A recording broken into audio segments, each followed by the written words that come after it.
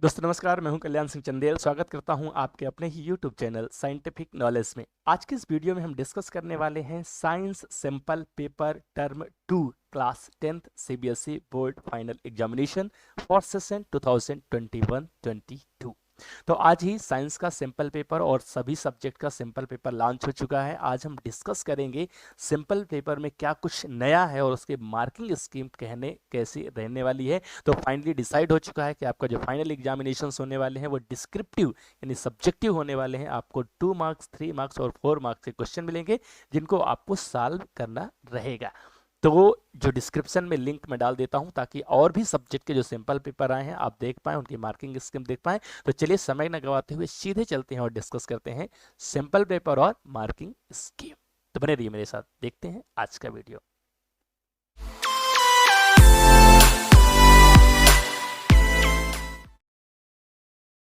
तो देखते हैं, ये है आपके पास सेकेंड टर्म का सिंपल पेपर जो कि अब स्क्रीन पे देख पा रहे हैं प्रॉपर।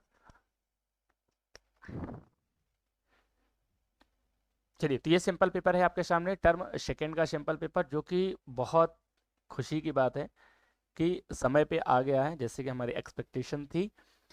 क्लास 10th का सिंपल पेपर है, सब्जेक्ट साइंस का है, सब्जेक्ट कोड 086 है और टर्म 2 का जो 21-22 में फाइनल एग्जामिनेशन होने वाले हैं उसका सैंपल पेपर है। अगर हम बात करेंगे मार्किंग की तो प्री डिसाइडेड है, 40 मार्क्स का रहेगा और टाइम भी प्री डिसाइडेड है जो कि 2 आवर्स का रहने वाला है। अब देख लेते हैं इंस्ट्रक्शंस क्या क्या क्वेश्चन पेपर में रहने वाले हैं। तो फर्स्ट इंस्ट्रक्शन है ऑल क्वेश्चन आर कंपलसरी, सभी क्वेश्चन आपको करने हैं।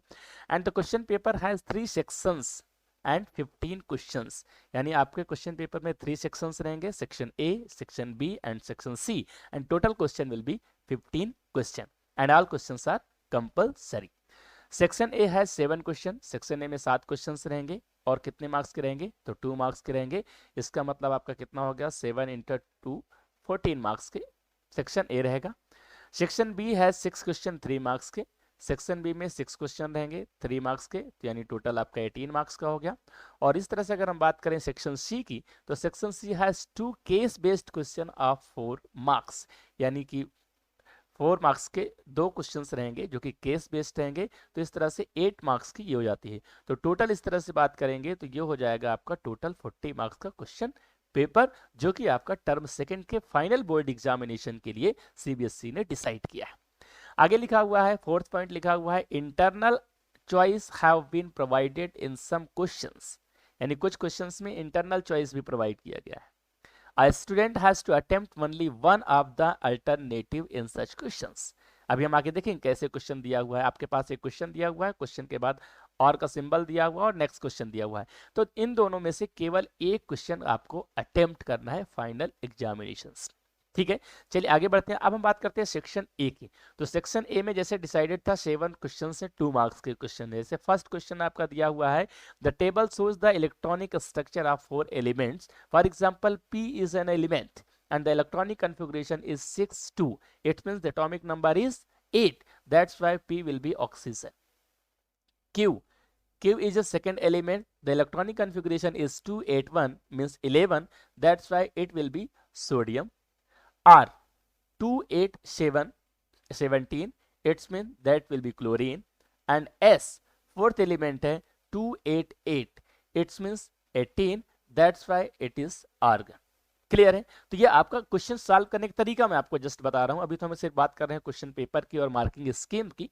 ठीक है, आगे बात करते हैं, identify which elements will form covalent bond with carbon, यानी कार्बन के साथ कौन सा एलिमेंट कोवैलेंट बॉन्ड फॉर्म करेगा। तो आपको पता है कि सोडियम इलेक्ट्रॉन लूज करता है, क्लोरीन इलेक्ट्रॉन गेन करता है, ठीक है, आर्गन आपका किसी के साथ रिएक्ट नहीं करता, तो आपका ऑक्सीजन है। जैसे कार्बन डाइऑक्साइड गैस बनती है तो कार्बन क्या करता है, ऑक्सीजन के साथ कोवैलेंट फॉर्म करता है, तो यहाँ पर ऑप्शन क्या हो जाएगा, पी।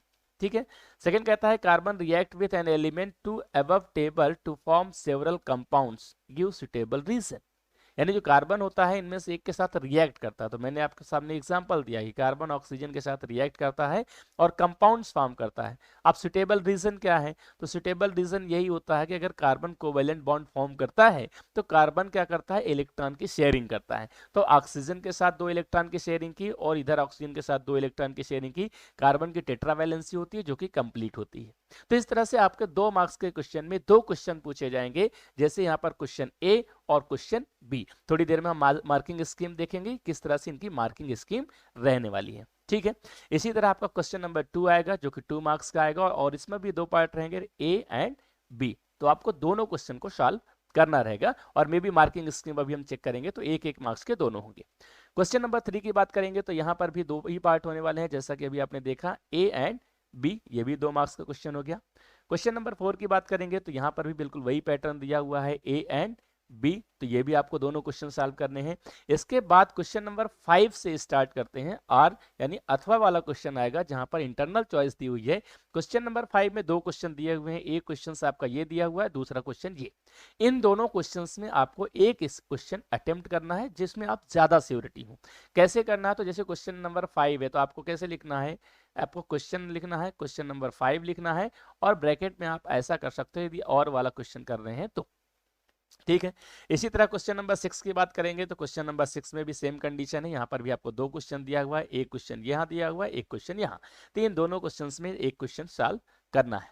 इसी तरह अगर हम आ जाएंगे क्वेश्चन नंबर 7 में, तो क्वेश्चन नंबर 7 में भी सेम पैटर्न दिया हुआ है, यानी यहाँ पर भी 2 क्वेश्चन है, एक क्वेश्चन ये है और एक ये है, इन दोनों में से एक क्वेश्चन आपको फाइनल्स के पेपर में सॉल्व करना है। अब हम बात करते हैं सेक्शन बी की। सेक्शन बी की अगर हम बात करें तो यहाँ पर 3 मार्क्स के क्वेश्चन दिए हुए हैं, तो बिल्कुल सेम पैटर्न वैसा ही है जैसा आपका क्वेश्चन सेक्शन ए में था, कि यहाँ पर भी क्वेश्चन नंबर 8 दिया हुआ है, 3 मार्क्स का क्वेश्चन है, इसलिए यहाँ पर आपके 3 क्वेश्चंस दिए हुए हैं, ए बी एंड सी, तो आपको तीनों को अलग अलग क्वेश्चन को सॉल्व करना रहेगा। क्वेश्चन नंबर 9 की बात करते हैं तो यहाँ पर इंटरनल चॉइस दी हुई है, यहाँ पर 2 क्वेश्चन दिए हुए हैं, 1 एंड 2, तो इन दोनों में से एक क्वेश्चन आपको सॉल्व करना है, जो कि आपकी 3 मार्क्स की मार्किंग प्रोवाइड करेगा। क्वेश्चन नंबर 10 की बात करेंगे तो यहाँ पर कोई भी इंटरनल चॉइस नहीं है, आपको पूरा सॉल्व करना है। क्वेश्चन नंबर 11 में भी कोई इंटरनल चॉइस नहीं है। तो यहाँ पर एक चीज मैं आपको कंफर्म कर देता हूँ कि जैसे आपने देखा क्वेश्चन नंबर 11 में आपकी जो मार्किंग है वो 3 मार्क्स की है, बट क्वेश्चन यहाँ पर कितने दिए हुए हैं, 2 दिए हुए हैं, तो क्या 1.5 नंबर के क्वेश्चन होंगे, या फर्स्ट क्वेश्चन 2 मार्क्स का होगा, सेकंड वाला 1 मार्क्स का होगा, या फर्स्ट वाला 1 मार्क्स का होगा, सेकंड वाला 2 मार्क्स होगा, कैसे डिसाइड करेंगे? तो इसके लिए जो मार्किंग स्कीम है वो डिसाइड करती है कौन सा क्वेश्चन कितने मार्क्स का रहने वाला है। ठीक है, क्वेश्चन नंबर 12 में आते हैं तो ये भी आपका इंटरनल चॉइस का क्वेश्चन दिया हुआ है, क्वेश्चन नंबर 12, जिसमें आपके 2 क्वेश्चन दिए हुए हैं, इनमें से आपको एक क्वेश्चन सॉल्व करना है। क्वेश्चन नंबर 13 की बात करेंगे तो यहाँ पर कोई भी इंटरनल चॉइस नहीं दिया हुआ। तो एक चीज आप यहाँ पर कंफर्म करेंगे कि भैया इंटरनल चॉइस दी हो तो अच्छी बात है, नहीं भी दी हो तो भी आपको सॉल्व करना है, या इस सिंपल पेपर को देख के आप ये डिसाइड नहीं कर सकते हो क्वेश्चन नंबर 13 इंटरनल चॉइस का रहेगा या क्वेश्चन नंबर 12 जो है वो डायरेक्ट क्वेश्चन रहेगा। ठीक है, तो यहाँ पर भी कोई भी कंफर्मेशन नहीं है। अब आते हैं लास्ट सेक्शन की, सेक्शन नंबर 3 की बात करते हैं, सेक्शन 6 की बात करते हैं, जहां पर केस बेस्ड क्वेश्चंस दिए हुए हैं, जो कि ऑलरेडी आपने टर्म फर्स्ट के एग्जामिनेशन में केस बेस्ड क्वेश्चन को सॉल्व किया था। आपको घबराने की जरूरत नहीं है। क्वेश्चन नंबर 14 आपके सामने है, जो कि 4 मार्क्स की मार्किंग देने वाला है, और इसमें अगर हम बात करें तो यहाँ पर क्वेश्चंस दिए हुए हैं इंटरनल चॉइस के, यानी अगर आपको ये वाला क्वेश्चन करेंगे तो भी 4 मार्क्स मिलेंगे, यदि ये क्वेश्चन करेंगे तो भी आपको 4 मार्क्स मिलेंगे। इसमें बिल्कुल भी घबराने की या टेंशन लेने की जरूरत नहीं है। अब इसको कैसे सॉल्व करना है, तो तरीका वही है जैसे मैंने आपको बताया था कि आपके पास एक क्वेश्चन है, उस क्वेश्चन के पैराग्राफ को आपको पढ़ना है और उससे रिलेटेड जो क्वेश्चंस आपसे पूछे गए हैं उनका आंसर देना है। क्वेश्चन नंबर 15 जो कि आपका लास्ट क्वेश्चन है 4 मार्क्स का, यहाँ पर आप देखेंगे तो यहाँ पर पहला क्वेश्चन दिया हुआ है, उसका पैसेज दिया हुआ है और उससे रिलेटेड नीचे क्वेश्चन पूछे गए हैं, और यहाँ पर भी इंटरनल चॉइस का क्वेश्चन दिया हुआ है। तो एक चीज जो हमने टर्म फर्स्ट में देखी थी कि पैसेज आपके सामने था, आपके सामने आंसर्स वो क्वेश्चंस थे, वो आपको सॉल्व करना है, पर यहाँ पर आपने ऑब्जर्व किया हो तो जैसे फर्स्ट क्वेश्चन में जो पैराग्राफ दिया हुआ है उसके तो क्वेश्चन दिए हुए हैं, पर जो इंटरनल चॉइस में क्वेश्चन दिया हुआ है, लिखा हुआ है Is there any difference in the observations in the galvanometer when the magnet swing and then out in the stationary coil? Justify your answer. तो जरूरी नहीं है कि आपके पास पैसे दिया उससे रिलेटेड क्वेश्चन हो, लेकिन जो क्वेश्चन होगा केस बेस्ड होगा, यानी यदि आपका कंसेप्ट क्लियर है तो ही आप ऐसे क्वेश्चंस को कर पाएंगे। तो ये रहा आपका जो क्वेश्चन पेपर है, जो टर्म सेकंड का जो फाइनल एग्जामिनेशन डिस्क्रिप्टिव होने वाला है, सब्जेक्टिव होने वाला है, जिसके लिए आपको 2 घंटे दिए जाएंगे। ये क्वेश्चन पेपर आपके सामने है। अब हम बात करते हैं इसके मार्किंग स्कीम्स की, भैया मार्किंग स्कीम कैसे आने वाली है। तो ये रही आपकी मार्किंग स्कीम, में एक एक करके आपको सारी चीजें डिफाइन कर देता हूँ। सबसे पहले हम बात करते हैं मार्किंग स्कीम की। तो मार्किंग स्कीम में आपका टर्म सेकंड का है। सेक्शन ए में जैसे आपने देखा तो क्वेश्चंस कैसे थे, तो क्वेश्चन 2 मार्क्स के थे। अब 2 मार्क्स में आपके पास एक क्वेश्चन है, आपके पास दो पी एंड आर दो चीजें हैं, तो आपको हाफ हाफ मार्क की मार्किंग है। मतलब क्या है कि आपने देखा कि वहां पर दो ऑप्शंस हैं, जैसे मैं आपको क्वेश्चन दिखा देता हूं। तो क्वेश्चन में आपके पास बताता है कि भैया कौन सा कोवेलेंट बॉन्ड फॉर्म करूंगा, तो यहाँ पर आपका क्लोरीन भी करता है और आपका ऑक्सीजन भी करता है, राइट। अब ये दोनों करते हैं तो दो ऑप्शंस आपके हैं, लेकिन अगर आप पी लिख देते हो तो आपको सिर्फ हाफ मार्क्स मिलेगा, यदि आप आर भी लिखते हो तो आपको हाफ मार्क मिलेगा। यानी टोटल यदि 1 मार्क की इसकी मार्किंग है, तो यदि दोनों चीजें आप लिखोगे तो ही आपको 1 मार्क मिलेंगे, अन्यथा आपको आधे मार्क मिलेंगे और आप कहोगे सर मैंने क्वेश्चन तो कर दिया था, तो it will be problematic. Okay, तो इसलिए आपको बिल्कुल ध्यान से क्वेश्चन पेपर को देखना है और उसके हिसाब से आपको आंसर सेटल करने हैं। जैसे आप सेकंड क्वेश्चन की बात करें तो carbon has the valency for tetravalency and catenation. तो टेट्रावैलेंसी और कैटेनेशन दोनों चीजें लिखोगे तो आपको हाफ हाफ मार्क यानी टोटल 1 मार्क्स मिलेंगे। तो बिल्कुल भी कंफ्यूजन की स्थिति ना रहे कि अगर आप सोचो कि भैया आधा अधूरा लिख देंगे तो मार्क मिलेंगे क्या, तो नहीं मिलेंगे।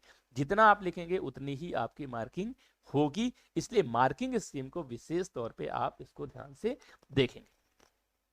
इसके बाद हम बात करते हैं नेक्स्ट की बात करते हैं, क्वेश्चन नंबर 2 की बात करते हैं। तो यहां पर भी आपको देखो, यदि आपके पास आंसर वाई एंड जेड है तो आपकी जो मार्किंग होगी वो हाफ हाफ मार्किंग होने वाली है। यदि आपके यहाँ पर रीजंस और वो दिया हुआ तो भी हाफ हाफ मार्क की होगी। तो इस तरह से जो मार्किंग स्कीम है वो प्री डिसाइडेड है कि भैया अगर आपका क्वेश्चन 2 मार्क्स का है, 2 मार्क्स में आपका हाफ मार्क कहाँ से मिलने वाला है, ये हाफ मार्क आपका कहाँ से मिलेगा, ये हाफ मार्क कहाँ से मिलेगा, ये कहाँ से मिलेगा, ये कहाँ से मिलेगा, ये कहाँ से मिलेगा। यानी जितने पॉइंट आप लिखोगे उतने ही पॉइंट की मार्किंग होती है। यदि आपने 2 लाइन लिख दिया है तो आपको हाफ हाफ मार्किंग 2 मार्क्स यानी 1 मार्क्स मिल जाएगा, 1 मार्क्स नहीं मिलेगा। तो इसलिए जितना पूछा जाए उसको डिटेल में आपको एक्सप्लेन करना है। जैसे यहाँ पर आप देखिए क्वेश्चन नंबर 4 की मार्किंग तो 2 मार्क्स की है, पर जब क्वेश्चन को हमने एक्सप्लेन करके लिखा तो फर्स्ट वाला मार्क आपको यहाँ से मिलेगा जब आप राइजोम लिखेंगे, और फर्स्ट वाला आपका यहाँ हाफ मिलेगा जब आप ये वाला पोर्शन लिखेंगे। ठीक है, तो इस तरह से आपकी जो मार्किंग स्कीम वो रहने वाली है। क्वेश्चन नंबर 5 में आपके 2 हैं तो वहां पर प्री डिसाइडेड है, 1 मार्क का ये है, 1 मार्क का ये है। इसी तरह और जो आपका ऑप्शनल है यानी जो अल्टरनेटिव क्वेश्चन दिया हुआ वहां पर भी 1 मार्क्स की मार्किंग दी हुई है। तो ये चीज बिल्कुल स्पष्ट है, क्लियर करना कि कभी भी इस धोखे में मत रहना कि जिस तरह से इतिहास में आप लिख के चले आते हैं कि भैया 1 पेज लिखा, 2 पेज लिखा, 2 नंबर क्वेश्चन है मिलेगा ही, तो ऐसा संभव नहीं है। यानी जितने पॉइंट्स आप लिखोगे, जितने पॉइंट्स का आपका क्वेश्चन रहेगा उस हिसाब से आपकी मार्किंग होने वाली है। सेक्शन बी में भी बिल्कुल वही कंडीशंस है। सेक्शन बी आपका 3 मार्क्स का है, तो 3 मार्क्स में जैसे आपके पास क्वेश्चन दिया हुआ है तो उस हिसाब से ही आपकी मार्किंग होगी। ठीक है, तो हाफ हाफ मार्क की मार्किंग यहाँ पर ज्यादातर क्वेश्चंस में आपको देखने को मिलती है, इसलिए आप डिटेल्ड में पॉइंट वाइज लिखेंगे तो बहुत ही आसान रहेगा। आप देखिए जैसे मान लेते हैं यहाँ पर क्वेश्चंस लिखा हुआ, तो क्वेश्चन में यदि आप 4 खाली लिख के चले आते हैं तो आपको हाफ मार्क मिलता है, और यदि आप पूरा स्ट्रक्चर बना देते हैं तो 1 मार्क आपको और मिल जाता है। तो टोटल मार्किंग कितनी हो गई, 1.5 नंबर की। और इसी तरह इसका जो बी वाला ऑप्शन है, यदि आप सिर्फ होमोलॉगस सीरीज का ये एग्जांपल देते हैं तो आपको ये है, और यदि उसकी प्रॉपर्टीज लिखते हैं तो आपको यहां से मिलने वाले हैं 1 मार्क। तो इस तरह से टोटल जो मार्किंग स्कीम है वो जनरेट होती है। यहां पर आप देखो, यदि आपने खाली फॉर्मूला लिखा हुआ है तो आपको 1 मार्क मिलेगा, यदि आपने स्ट्रक्चर भी बनाया तो 2 मार्क्स मिल जाएगा। क्लियर है ना। तो इस तरह से मेरा कहने का मतलब सिर्फ इतना सा है कि यदि आप क्वेश्चन पेपर को सॉल्व कर रहे हो तो एक एक क्वेश्चन को बारीकी से जितना पूछा जाए उतना क्वेश्चन का जवाब देना ही है। यदि आपने आधा अधूरा क्वेश्चन का आंसर दिया है तो आपकी मार्किंग जो है वो आधी अधूरी ही होने वाली है। ठीक है, तो चलिए ये बहुत अच्छी बात है कि आपके सामने सैंपल पेपर भी आ चुका है। जैसे अभी डाउट लिस्ट था कि भैया आपका सब्जेक्टिव क्वेश्चन पेपर आएगा, ऑब्जेक्टिव क्वेश्चन पेपर आएगा, कभी कभी तो ऐसा आया था कि दोनों सब्जेक्टिव ऑब्जेक्टिव क्वेश्चन पेपर आएंगे, बट अब फाइनल है कि एग्जामिनेशन आपके ऑफलाइन मोड में ही होंगे, ऑब्जेक्टिव नहीं बल्कि सब्जेक्टिव मोड में होंगे, और इस तरह से आपका क्वेश्चन पेपर का पैटर्न रहने वाला है और इस तरह से आपकी मार्किंग स्कीम रहेगी। ठीक है, तो आप मेरे साथ बने रहे, आपने पूरा क्वेश्चन पेपर मुझे लगता है आप आसानी से समझ गए होंगे। अब आज से हमारी प्रिपरेशन स्टार्ट हो जाएगी, किस तरह के क्वेश्चन पूछे जाएंगे वो सारे क्वेश्चन का कलेक्शन हमने ढूंढ के अलग से रखा हुआ है। डेली एक अलग वीडियो में हम एक अलग टॉपिक को लेकर, एक अलग वर्कशीट को लेकर आएंगे, जिससे हमारी अच्छी से अच्छी प्रैक्टिस हो पाए और एग्जामिनेशन की तैयारी बिल्कुल से हो जाए। तो बिल्कुल यदि आप मेरे चैनल में नए हैं तो आप चैनल को सब्सक्राइब करके बेल आइकन को प्रेस कर दीजिए, ताकि जैसे मैं वीडियो अपलोड करूं आपके पास नोटिफिकेशन में मिल जाए और आपकी तैयारी पूरी हो सके। तो चाहे फिजिक्स की बात हो, केमिस्ट्री की बात हो, बायोलॉजी की बात हो, सारे टॉपिक हम वन बाय वन कवर करेंगे। Thanks for joining the class. Bye bye, take care, मिलते हैं नेक्स्ट वीडियो में। Thank you so much.